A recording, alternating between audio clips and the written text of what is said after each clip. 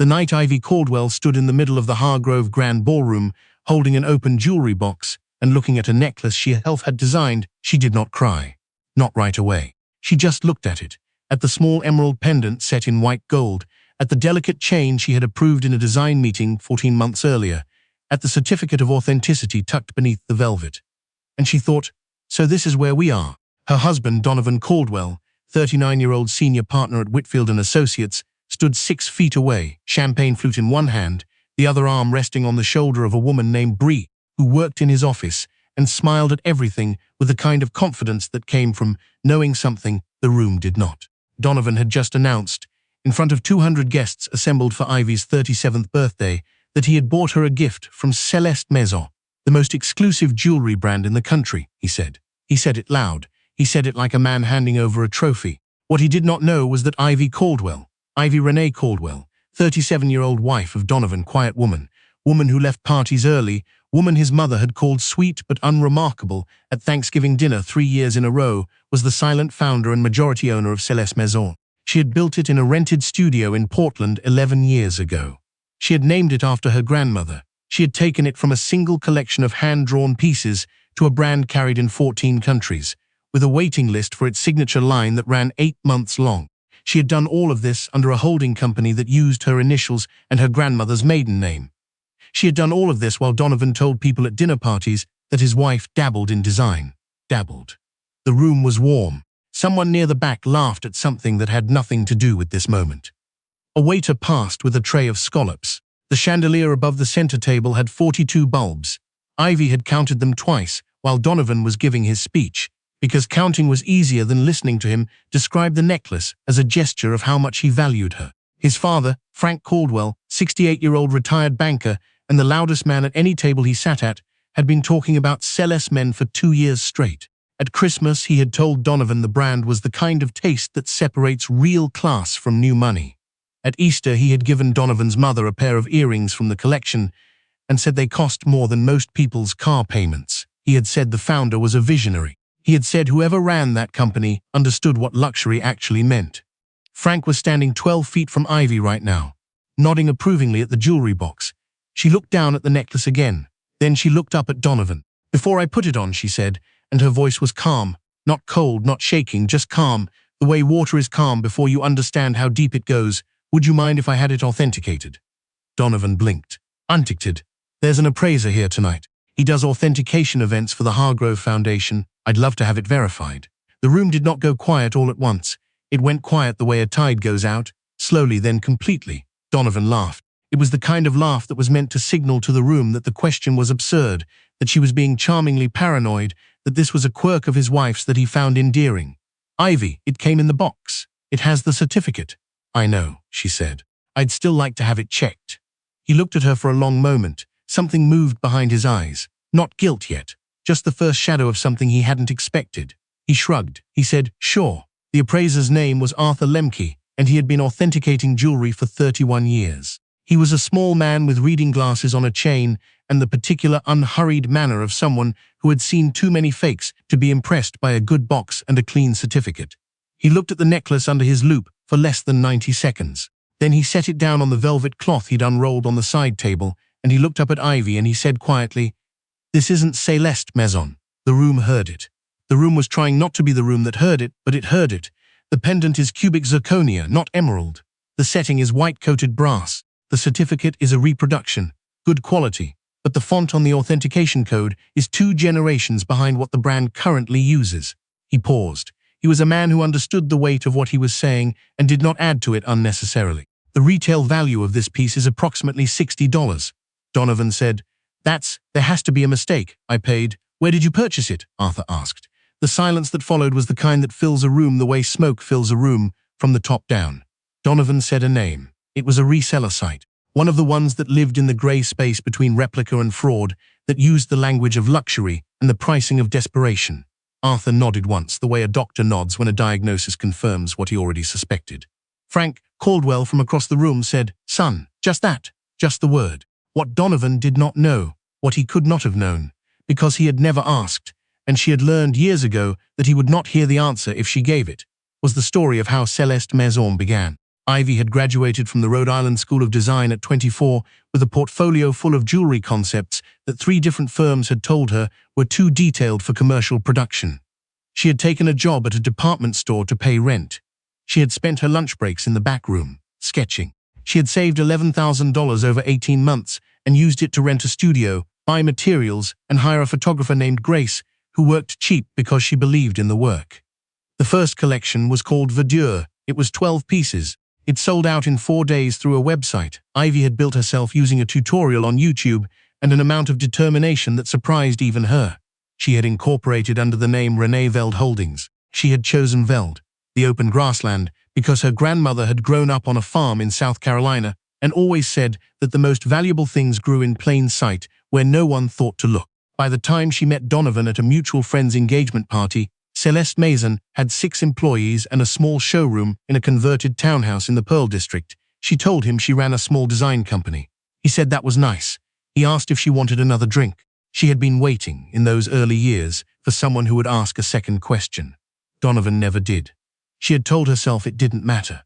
That she was building something for herself, not for anyone's recognition, that she didn't need him to understand it. She had believed that for longer than she should have. By the time they married, Celeste Maison had 40 employees and was carried in Bergdorf Goodman and Harrods. By the time Frank Caldwell started talking about the brand at family dinners as though he had discovered it himself, it had 300 employees and a flagship store on Fifth Avenue. By the time Donovan stood in the Hargrove Grand Ballroom and called it a symbol of taste and class, it was valued at 9 figures, and Ivy had not said a word. Her attorney, a sharp woman named Claudette, who had been with her since year 3, had asked her once why she kept it separate from her marriage. Ivy had thought about it for a long time before answering.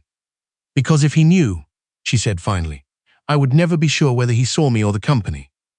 Claudette had looked at her with the particular expression of someone who understood what that meant, and also understood what it cost. The Hargrove Grand Ballroom had, at the far end, a set of French doors that opened onto a stone terrace overlooking a garden.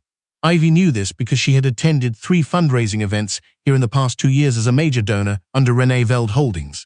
The event coordinator, a woman named Sylvie, had always greeted her with the particular warmth reserved for guests whose checks had the most zeros. Sylvie was in the room tonight. She had been in the room all evening. She had not said anything because Ivy had asked her not to, when she had quietly confirmed the venue booking 2 months ago and noticed that the name on the birthday event reservation was Donovan Caldwell. She had known then that he was planning the party. She had let him plan it. She had not told him that she knew the venue manager by name, that she had helped fund the restoration of the terrace garden 3 summers ago, that the chandelier with the 42 bulbs had been a gift. Actually a gift, not a replica, not a reproduction, not $60 dressed up in a certificate from an artisan she had personally commissioned. She had let the evening happen because she needed to see it, all of it, the full shape of who Donovan had become, or maybe who he had always been, finally lit up where she could see it clearly. She had seen it now. She walked across the room. She walked past Arthur Lemke, who was very carefully not watching. She walked past Frank, who was very carefully not saying anything else. She walked past the table where Bree was now very carefully studying her champagne glass. She walked to Donovan. "I think we should step outside," she said. He followed her. He was still holding the jewelry box. She noticed that detail, that he had picked it back up from the side table, some reflex of ownership, of keeping the evidence close. On the terrace, the air was cool and smelled of something blooming that she couldn't name. The city lights sat low on the horizon, inside the muffled sound of a room pretending to go back to normal. "Ivy," Donovan said, "I don't know how that happened. The site looked legitimate. I want to talk about Bree," Ivy said. He stopped. The word legitimate hung in the air and finished dying.